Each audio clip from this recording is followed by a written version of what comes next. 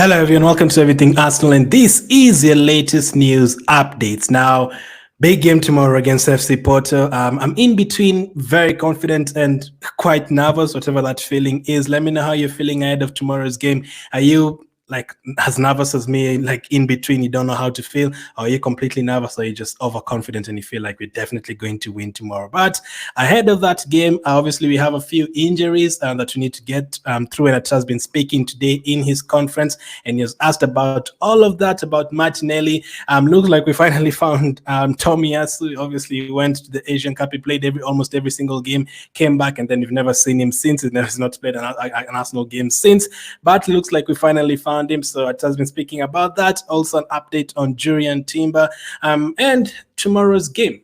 Who's going to play tomorrow's game and who is not going to play tomorrow's game. So let's start with Gabriel Martinelli. Obviously, he was subbed off against Sheffield United, unfortunately. I usually hate it when it happens in such a game where you're cruising and it's 5-0, 6-0, and the game is done, obviously, because you can't sub everyone. If you sub off Saka, sub off Rice, sub off Ben White, let's say sub off Odegaard, sub of Trossard or someone, a couple of players are going to remain. The likes of whoever's on the pitch, whether it's Martinelli or Saliba, some of them are going to remain on the pitch. If only we had like 10 subs in games like that, it should be like that. If you score 5+ goals and you're leading by 5 goals, you should be allowed like 10 subs so that he potentially rest your players. But he was injured, obviously didn't play against Brentford. He had a gash on his foot, and as I said, over the weekend he was seen in crutches, so the chances of him playing in this FC Porto game looked very unlikely, and I'm sure that is what the Athletics say here.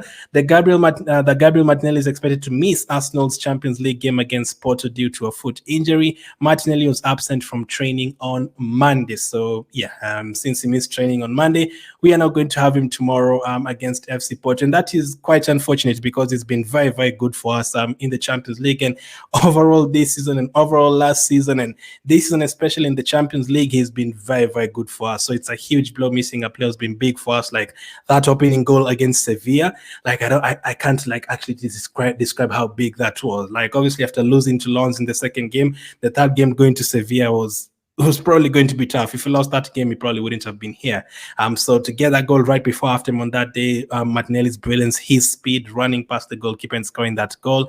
And on top of that, he scored some really good goals, like in the 6-0 victory against Lens. He was really, really good. So it's going to be unfortunate to miss him for this game. But he had been called up for the Brazilian squad. So listen, I'm an Arsenal supporter. I'm not a Brazilian fan or a Ghanaian fan or, English fan or a French fan. My team is Arsenal, so I want them to play for Arsenal more than I want them to play for those international teams. And if with this injury, I'm hoping like he doesn't go to play for Brazil so that he can rest for those 3 weeks and be available for the Man City game. Hopefully that is what happens because we don't have any other game after the FC Porto match. So I'm hoping we're able to get through this game without him, because over against Brentford over the weekend, you could tell we were kind of struggling without his space on the left side.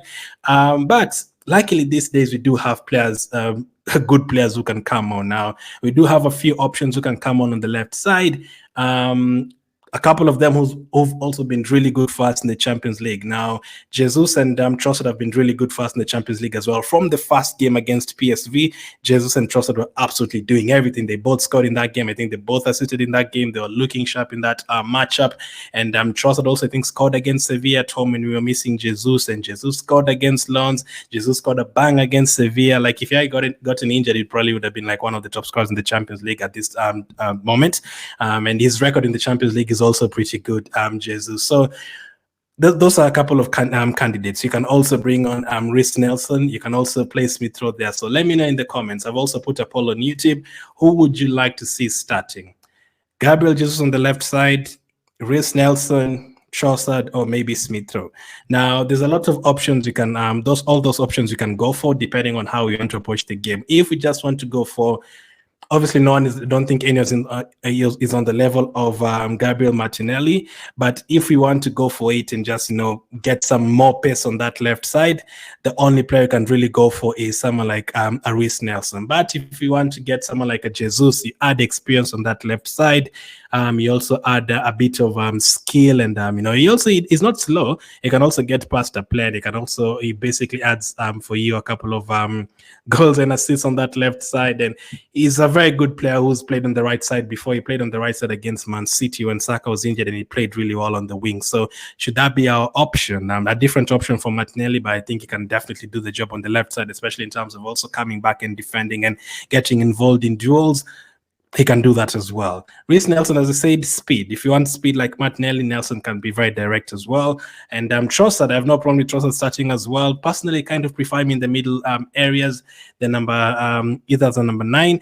Actually, I still kind of feel like Trossard for me is slightly better in the number 8 position, but I've seen him in a couple of games, then I've not really been impressed. So listen, it's good to have a player who can play all round, but I feel like he also plays well on the left side, but it depends on what you're looking for in this game. Personally, I want to see Gabriel Jesus on the left side, but if he doesn't start, I'm not going to complain if I see Trossard starting on that left side, not at all. So he's also been really very good for us in the Champions League, as I said. So who would you start between those 4 players? Smith is also an outside option. I don't think he's going to start, but remember 2 seasons ago, he was the one playing on the left side, and he was playing really well for us on that side. That was his best season in an Arsenal shirt. So who would you start in a very, very big game like this? Who would you start on the left side? Because we don't want to change Havertz up front. Havertz for me stays up front. So let me know who you would play up front. But quick recovery to Martinelli. Hopefully he is back for the Man City game. Next up is the defenders, Tomiyasu and Timber. First, Tomiyasu. We finally found where the hell Tomiyasu was. Now this is this was tweeted a couple of moments ago, a couple of hours ago. Jurrien, Tim, and Tomiyasu are in training today. As you can see, both of them in training. We finally found where Tomiyasu was.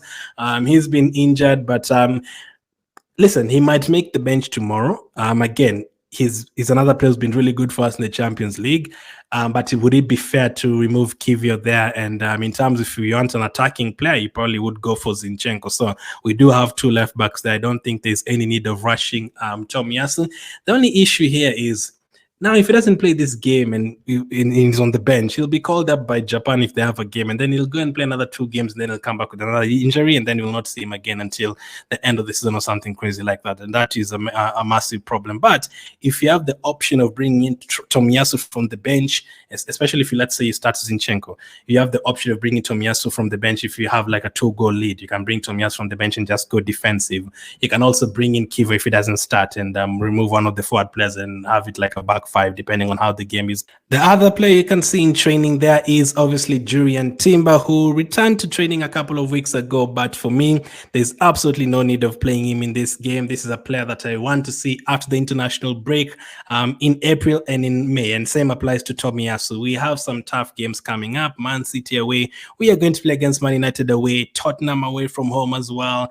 We're going to have Aston Villa, Wolves, Brighton. There's no easy games coming up. If we make it past FC Porto, we have probably a tough game in the Champions League. They're not probably, definitely a hard game. We might end up facing Man City again, maybe Real Madrid, maybe Bayern Munich. So these are the kind of players you want there. If you're able to reintroduce Tomiyasu and Timber back to the team in that period, April and May, I think that will benefit us massively. So for me, it's great to have them back, but let them keep on training and then bring them back after the international break. Rest for these 3 weeks, and then they should be good to go after the international break. And this is what I had to say about it all. Not many updates. We still have 24 hours, and we are trying to have everyone fit for tomorrow. Tommy did the first part. Gabby didn't. We'll see. So Tomiyasu might end up making the bench, but Gabriel Martinelli is definitely out. So question, who's going to play on the left side for you? Who should play on the left side for you? And are you confident that you're going to get through this game? Let us see. It's a big game, massive game. And that's the latest in terms of injury news on Martinelli, on Tomiyasu, on Timber as well. Tomiyasu is the one that we were really wondering where the hell he was. And Martinelli as well. Would he make this game? Would he not? Hopefully we're able to deal with this game without him. Luckily, the other players on that other side, Saka's, Whites, and Odegaard's are all in this game, and that kind of helps us. Lastly, on Osimhen, this news came out today in terms of what his wages would be, in terms of how much is going to require. Victor Osimhen wants around 250k per week if he's to move from Napoli. Now, I don't think that would be a massive problem for English teams.